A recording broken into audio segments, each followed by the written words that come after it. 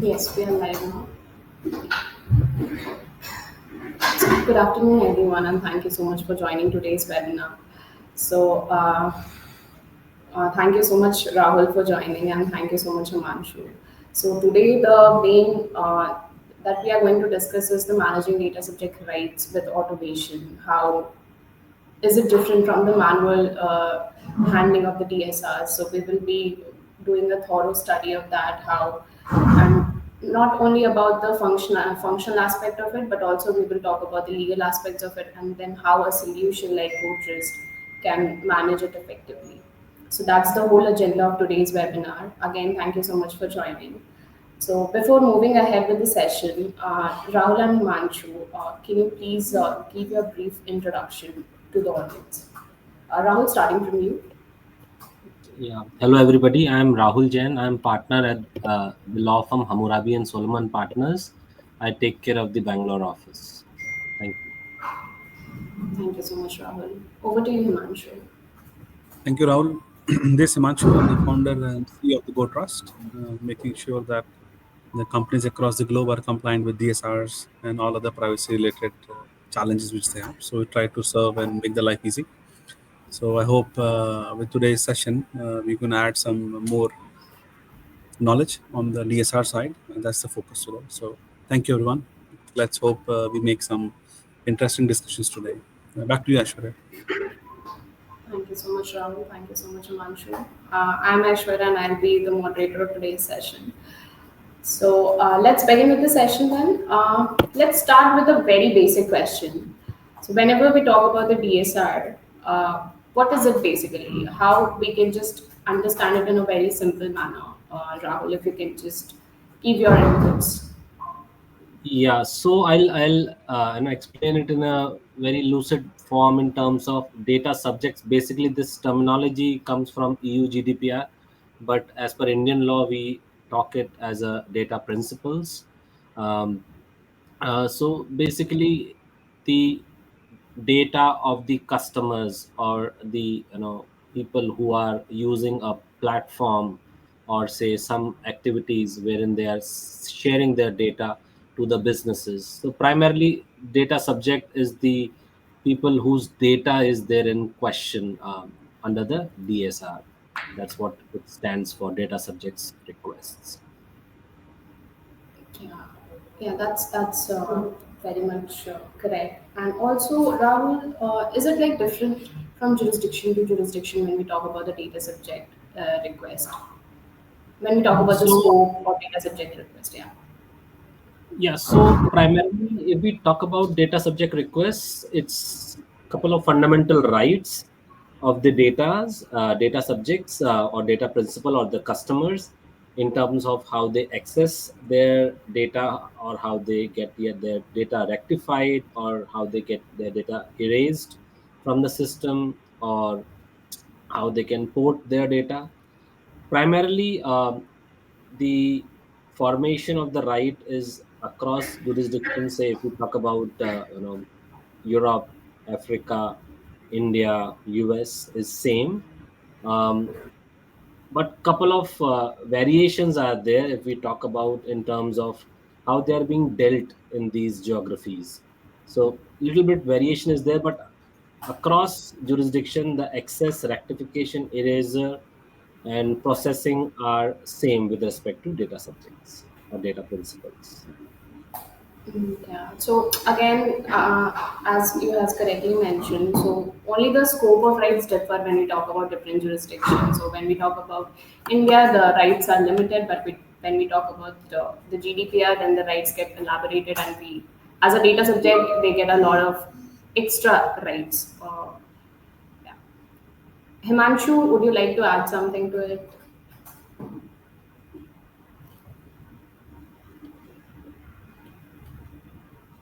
Definitely. So, from the solution point of view, if we look at how the DSRs are, you know, uh, in different geographies, what we do is basically we make sure different conditions. Like in India, we have 30 days, and in GDPR we have basically 90 days approximately, if I'm not wrong. So I'm talking multi geography. So there are different regulations around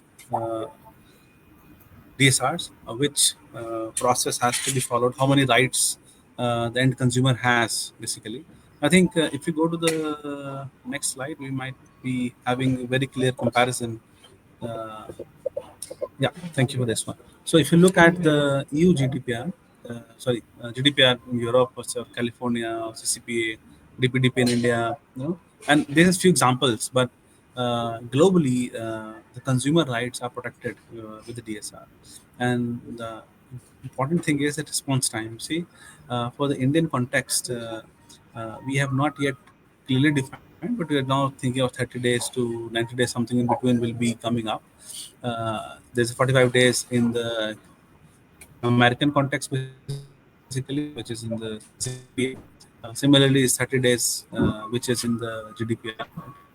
Can be extended to 90 depending upon its a deletion request, purge request, what kind of request it is. So these are the few examples how the DSR differs basically in different geographies. And not only that, the implications of GDPR also differ basically. And maybe Rahul can add more here because from the legal point of view, they are very different. And from technical point of view, for us, it's just numbers, right? 30 days, you have to fulfill the request, or 90 days. We just have these Excel decoded into zeros and ones in the tool, and tool helps it. Rahul, maybe you can add something from the legal point of view, how they are different from each other. Yeah. So see, primarily if we see the comparison of various laws, Europe, US, India, Brazil, and Africa, we are able to see that the scope is primarily same in terms of processing of the data, because the activity has to be happening in that particular jurisdiction, or the consumers of that particular jurisdiction has to be involved. Primary rights, if you see in the second row, is again primarily same with respect to access of your data, or to rectify your data, correct your data, or to erase your data, and all those stuff. Again, as Himanshu pointed out correctly, there are response timelines. So this is very crucial when a legal entity is having whole-time subsidiaries in different jurisdictions, and data are being preserved in different jurisdictions. So one database has to be there where you can identify how to respond to the authorities in those jurisdictions within that time frame. So if you are in if you are in Europe, you need to respond it in 30 days, maybe extended for complex requirements to 60 days. In America, it will be 45 days. California. In India, definitely at this point of time, the suggestions are ongoing with respect to rules. So the timeline will be defined correctly in some point of time. In Brazil, so prompt and reasonable time are the requirements in Brazil and Africa, wherein you need to identify how these words are being interpreted basis precedents available. So basis that probably we can identify across jurisdiction what could be the timelines needs to be, either you can have a universal one timeline, or I'm sure that GoTrust will provide additional timelines for different jurisdiction. So the major crux of this particular table is fines and penalties. So the cost of compliance is always less than the cost of non-compliance, if we just see it in that manner. um, in Europe, 20 million euros is or 4% of the global turnover is considered as fines. Again, in California, it's $7,500 per violations. So the cost of non-compliance is very high, and if we are having a lot of data subjects, it's always better to have an automated way of taking data subjects request, so that these fines and the authorities should not get any chance to fine or penalize your entity in these jurisdiction. Again, in India as well, the fines are very high. In Brazil, it is 2% of the revenue, or 50 million Brazilian currency. And in South Africa, it is with respect to civil litigations and fines, by the information regulator. Um, the authorities are very much important while we are doing compliances and taking care of law. So knowing these authorities and frequently following the guidelines or any kind of processes are being shared is very important while doing compliances in these relevant jurisdictions. Great insights, Rahul. So we actually did a very good comparative analysis when it comes to different kinds of jurisdiction and how does DSR differ when we talk about the scope, the primary rights, or the response timeline, or the penalties part. Now, from Himanshu, I would really like to know that you have seen a lot of businesses. Then, according to you, what are the challenges that the business mostly face when they handle the DSR request, basically? Any insights on that, Himanshu?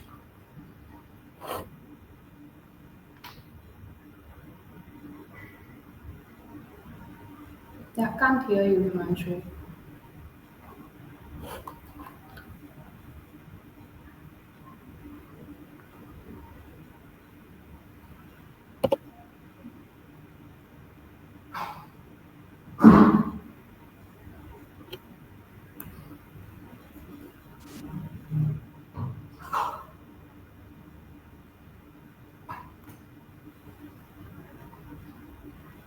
Okay, so I think there is some network issues at Himanshu's end.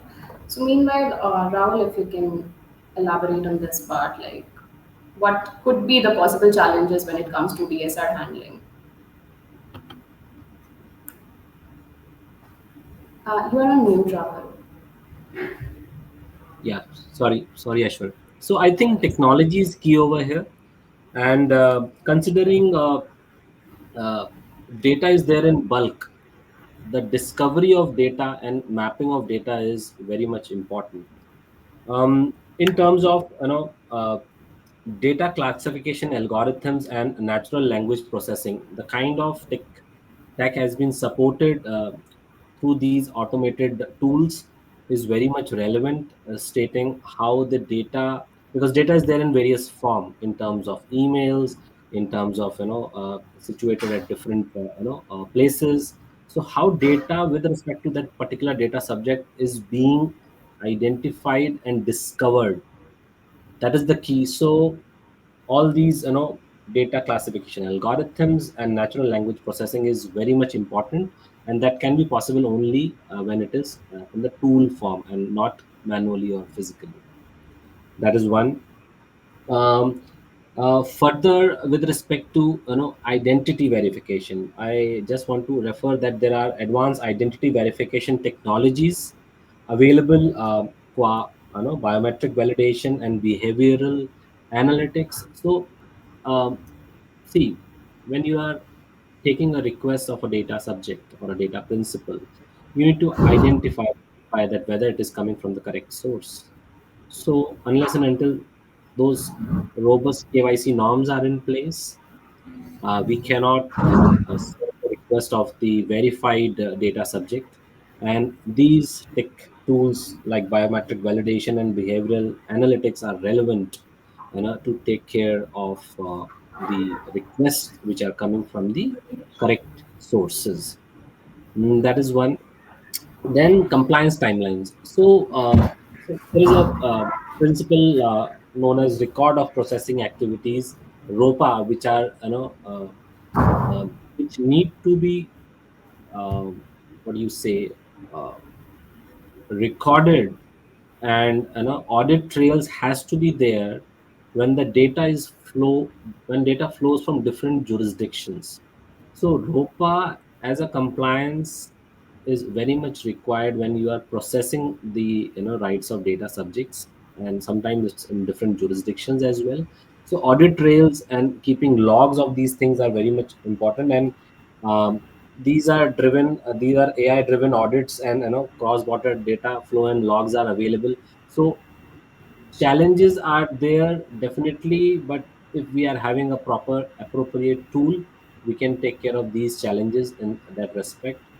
Of course, cost and resources, I'm sure when you are having so much of data in bulk, cost and resources, who are online management of these systems and tools with respect to lakhs of data subject rights is far more easier, less time consuming, less error prone, and in automated form we can take care of the request of data subjects as well as any kind of request there from the authorities through the tool. So I think that is very much important, and all these things are possible in the online environment vis-a-vis tool. And doing these things manually will be will be problem in terms of errors, in terms of mistakes, and of course you cannot able to met the timelines as given under the law. So I believe these things has to be taken care of through online portals. Yeah, great insights around. Yeah. So basically, via the manual process, it becomes really difficult for the organization to handle the rights, because there can be millions and trillions of data subject, and it becomes really hectic for the organization to manage it manually. So let's move forward that how the workflow automation can reduce the burden of the organization.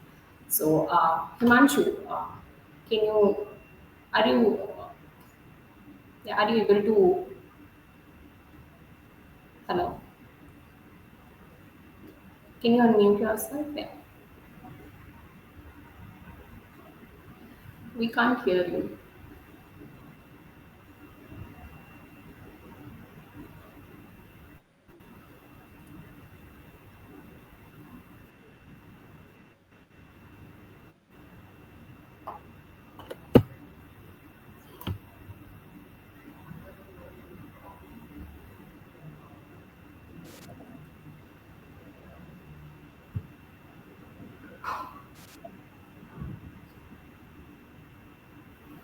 Himanshu, yeah, can you join?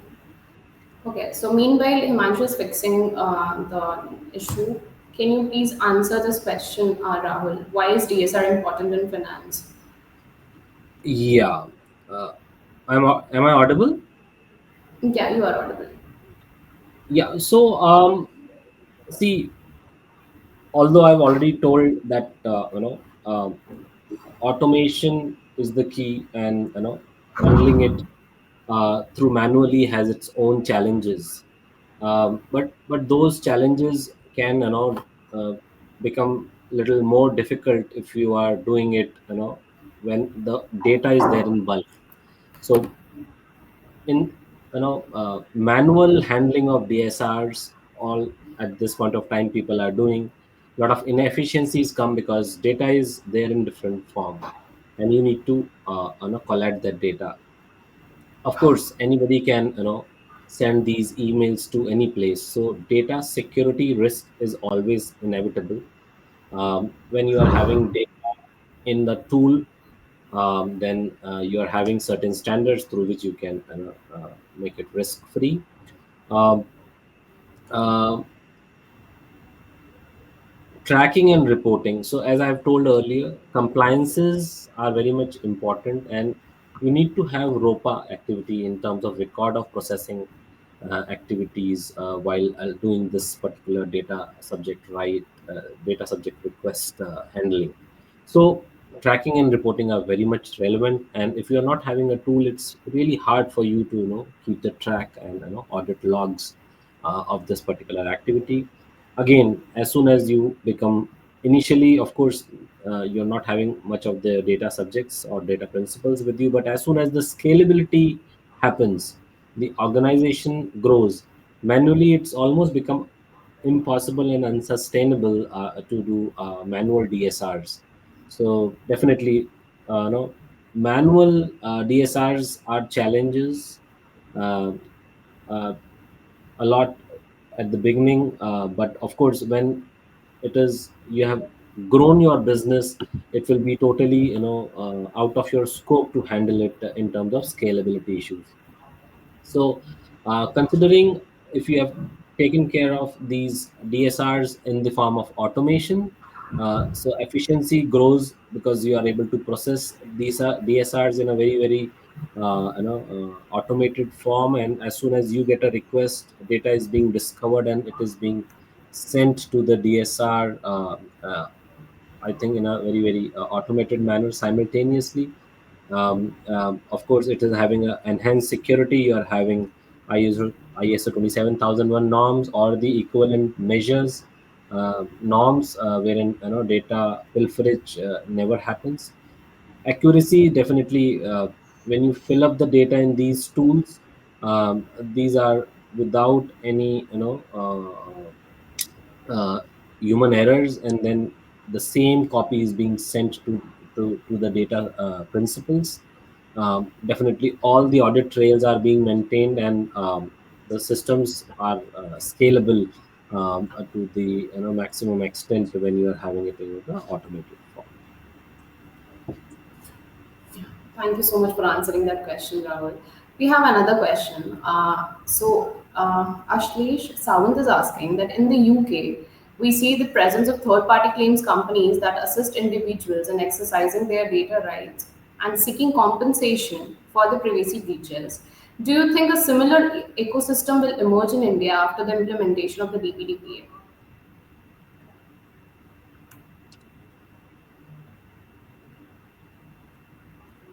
Yeah, see, definitely. So India take lot of help from the UK system, and definitely when these rights are breached, third-party claims and companies that assist individuals exercise their data rights. So definitely, I see that similar kind of ecosystem will develop, and we can always take a help from EU GDPR, because that's a gold standard with respect to data protection and any kind of data violations. And I think a lot of precedents are already been set in EU, and definitely UK is the jurisdiction which we can look upon.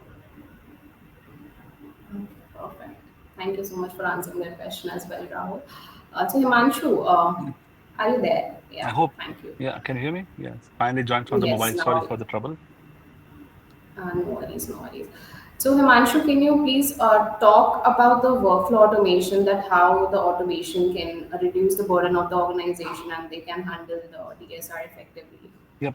and how Definitely. GoTrust I is think, facilitating the process? yeah, sure. With all the experience we have from Europe, when we were born in the era of GDPR, which was born. So we designed all these processes. There were multiple challenges across. Initially, we tried to get these DSRs executed manually, and later we understood the labor cost per DSR were pretty high. One of the reports published, it costed up to 150 pounds per request. In this particular organization, and the small one there it costed around 500 pounds basically. Now it depends upon whatever machine you are. Now the challenge is how will you automate, because mentioning it can be automated. Yeah, everything can be automated. Now the organization has to be digitally how to say they should be digitally enabled before we can start automation. So this is also pushing towards organization that they should be digitally enabled. Now, if a DSR request is raised, whether by an email or by ticket or by filling a form, any of the source you can use with our tool basically, and then the request has to be validated. Now, what does validation mean? That let's say I'm raising a DSR request and I'm ex-customer. And I'm an ex-customer. What does it mean is I have to do two things: authentication and verification. First of all, I am the customer, uh, so I will check my database whether I'm really a customer or not. If it's just a fake request. And the second one is Himanshu who's filling the DSR request, or somebody else has filled on his behalf. So the documents which are attached, the OCR scan has to happen so that we can basically make sure that the validation, authentication, and validation process complete. So this first step of the verification. Now, the DSR request can be of multiple type. It can be of data access, then data modification, data purge. Multiple things can happen. Now, when we talk about the next step is after verification, you have to send an acknowledgement to them to the end user, or in this case, the requester. that, okay, we have received a request and the request is in good shape or good health.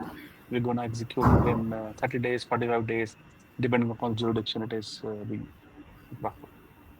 So this is few next step, and everything happens within seconds, right? Because what automation is implemented, we are integrated with the CRM or HRMS basically of your system, and those APIs are triggered, and we know precisely whether the customer is or employee is ex-employer, ex-customer. Then the next step happens is of identifying the subject identity. This is the tricky part because either you have done it yourself or you need data discovery to be executed so that you know that the information of this subject is available across my 4, 5, 6, or 7 systems and 20 different databases and 10 different tables. This exercise is the most tricky part in the DSI because half of the time organizations are not ready with this exercise or they're in the process of doing it. So normally this process becomes manual. So the tool is creating a ticket automatically in the Jira, or if it's automated, it's connecting to an API and pulling the data from there. Or a ticket has to be raised, a tool can raise a ticket directly into the Zendesk or different tools which are available. There's 300 odd integrations available already with this. Now that happens. The next step is, after this, is we now have the data. Now the reporting template is different in different geographies. So if request for data access, so in GDPR, we have to reply back with each and every document which we have from the customer. So redaction becomes the key because there might be a file where other customers' data is, other PIs are there. So we have to redact that part. And if you are in different jurisdiction, that might not be the case.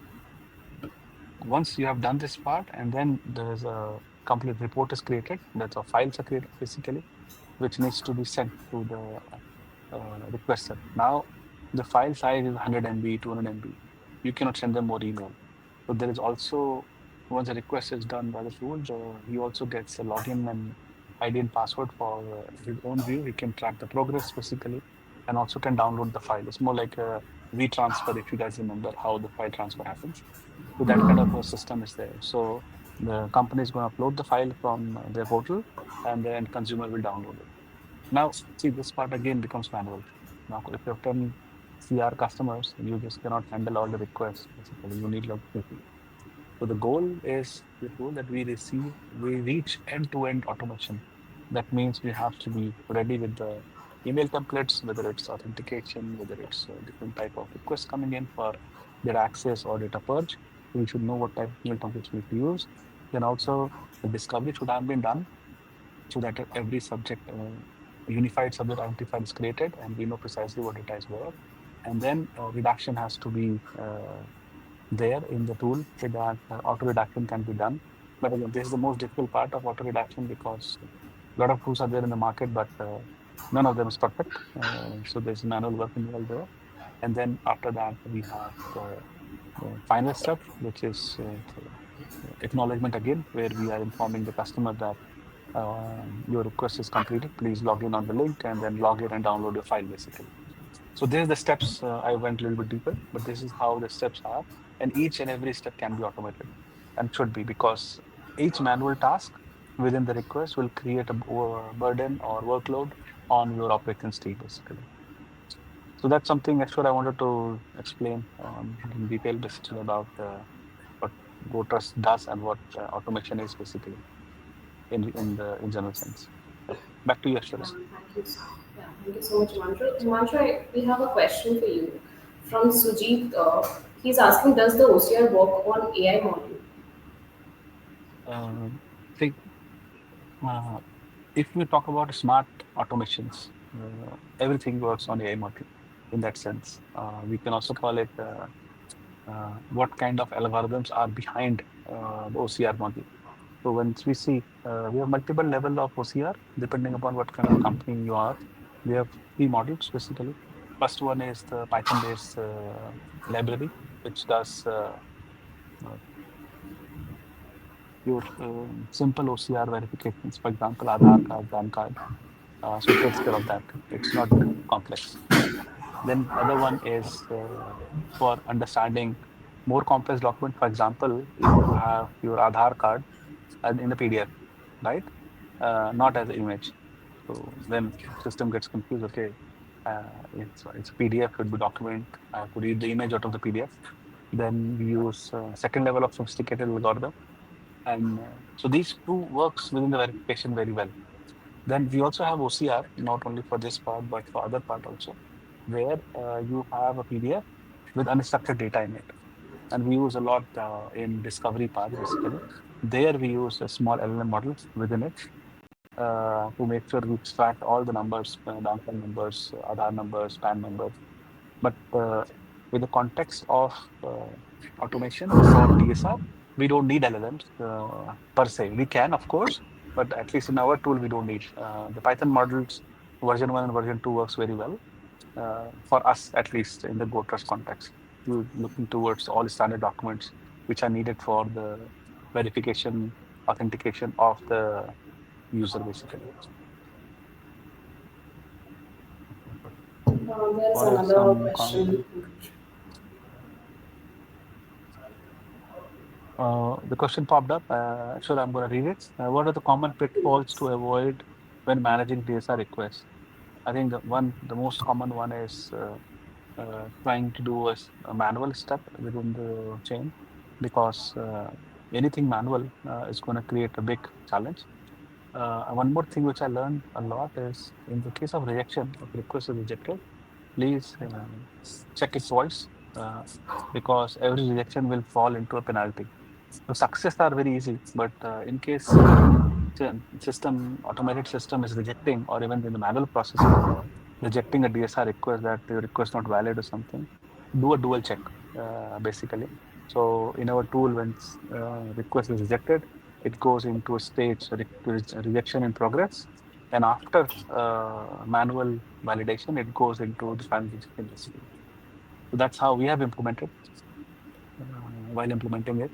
Then let's say that's operationally, those are the two major pitfalls. Basically. Maybe you can add a bit, Ashwin and Rahul, in your Rahul, experience. if you want to add to this. See, I believe KYC, robust KYC has to be there while managing DSRs.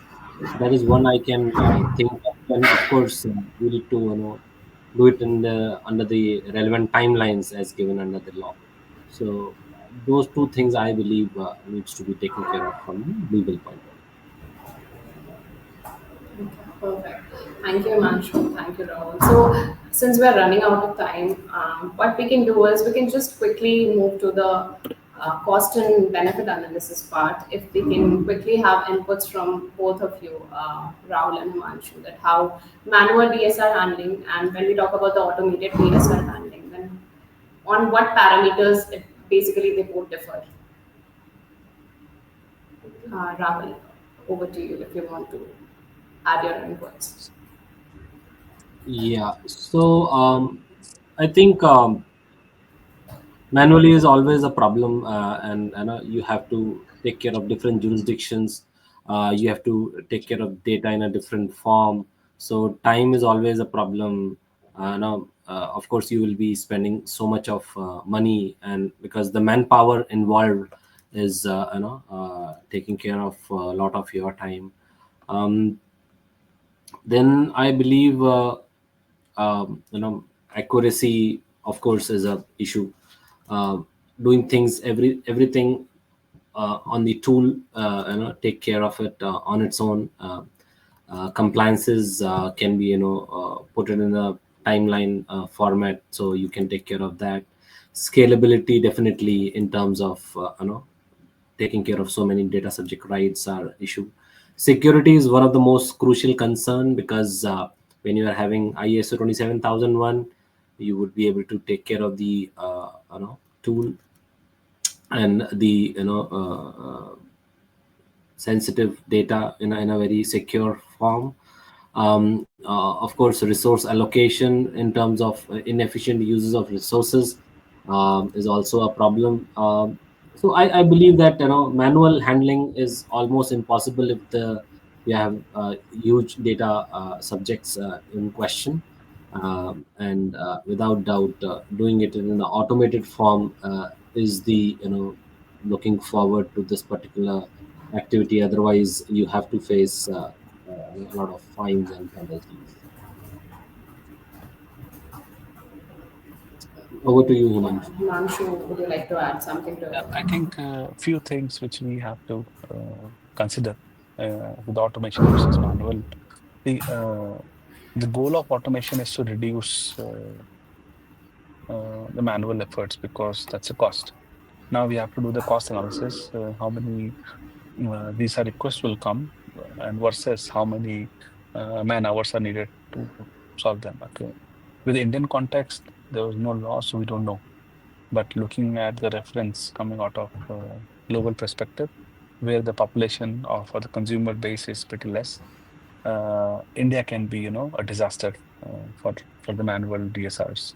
But yeah, we have to wait for some guidelines coming out of the ministry when this will be really active. And based on that, we have to prepare upfront in advance that in case the DSR request comes, we are able to handle it. But especially for the Fortune 500 companies, this becomes critical because penalties are pretty heavy and then timelines are pretty low. And India is the country in the world where we love to do experiments and we love to challenge the status quo. So we believe that the numbers which are coming out of Europe or American market, the versus the request will be raised within the Indian market will be way higher. Basically, that's what we feel, and for the rest, yeah, we'll see what happens in the reality. One more angle is on the automation side is uh, the accuracy of the report is always high versus the accuracy of the report on the manual part because if you train the people, the attrition rates are pretty high. So once they learn, there's quite possibility that they will move on. So your training program has to go on. So therefore, cost of training, cost of people, all connected together. I think the cost of the tool will be way better versus thinking of executing manual DSRs basically. So that's few things from my side, which I think are relevant for this meeting, for the discussion. Back to you, Ashwara. Great insights, Himanshu. So actually, I learned a lot from both of you today, and I'm sure that the audience did as well. So yeah, actually the questions have already been answered. Thank you so much, Rahul, for joining today's session, and thank you so much, Himanshu, for taking out time for the session as well. And thank you to the audience who have asked wonderful questions. Thank you, everyone. Have a nice day. Thank you, everyone. Thank you. Thanks, Rahul. Thanks, Himanshu. Bye-bye.